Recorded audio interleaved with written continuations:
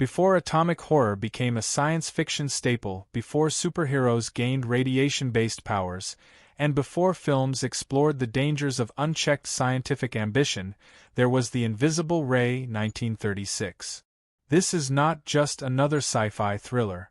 It is a story of obsession, tragedy, and the deadly consequences of discovery.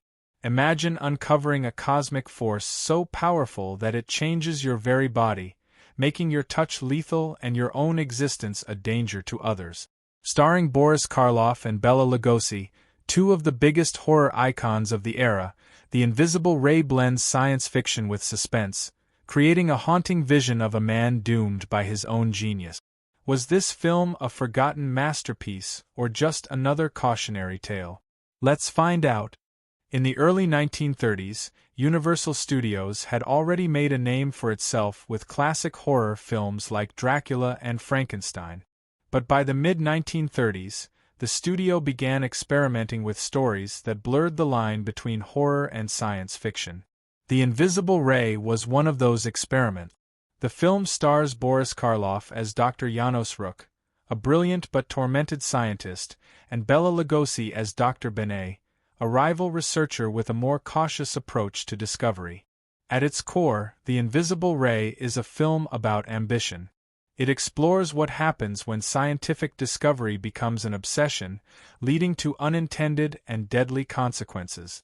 This theme, of genius turned to tragedy, would later influence countless science fiction films, from The Fly to The Incredible Hulk. The film begins with Dr. Rukh presenting his latest scientific breakthrough. Using a powerful telescope, he has tracked a meteorite that crashed to Earth millions of years ago. He believes it contains a new and powerful element, one unlike anything seen before. Determined to prove his theory, he embarks on an expedition to Africa, where he uncovers a glowing mineral, Radium X. But this is no ordinary discovery. The element emits a strange radiation that changes everything it touches, and soon Dr. Rukh himself is exposed. His body begins to glow in the dark. His very touch becomes lethal. He has unlocked a force greater than he could have imagined, and it is slowly destroying him. At first, Rukh believes he can control his condition. But as the days go by, his health declines. His mind begins to unravel. He becomes paranoid, believing that his fellow scientists, especially Dr. Bela, are trying to steal his work. Even his wife, Diana, grows distant, fearing what he is becoming. What makes this scene powerful is Karloff's performance. He does not play Rukh as a monster, but as a man who is losing himself.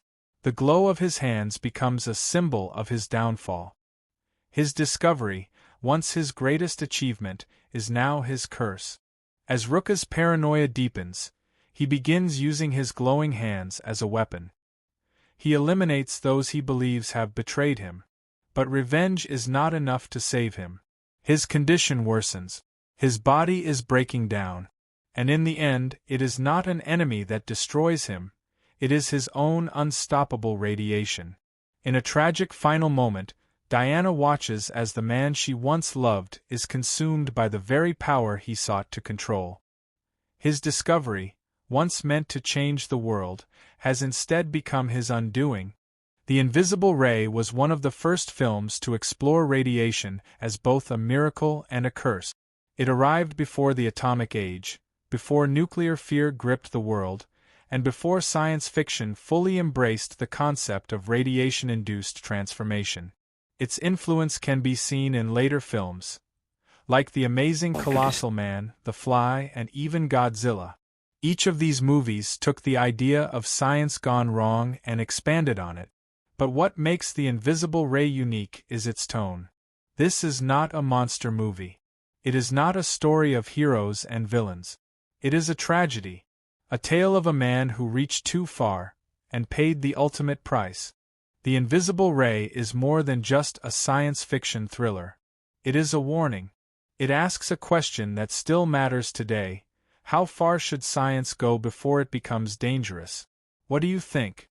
Does The Invisible Ray deserve a place among the greats of early science fiction, or is it just a forgotten relic of the past? Let me know in the comments. And don't forget, subscribe to Science Fiction Journey, hit that like button, and stay tuned as we continue our mission to review every sci-fi movie ever made. Until next time, keep exploring the unknown,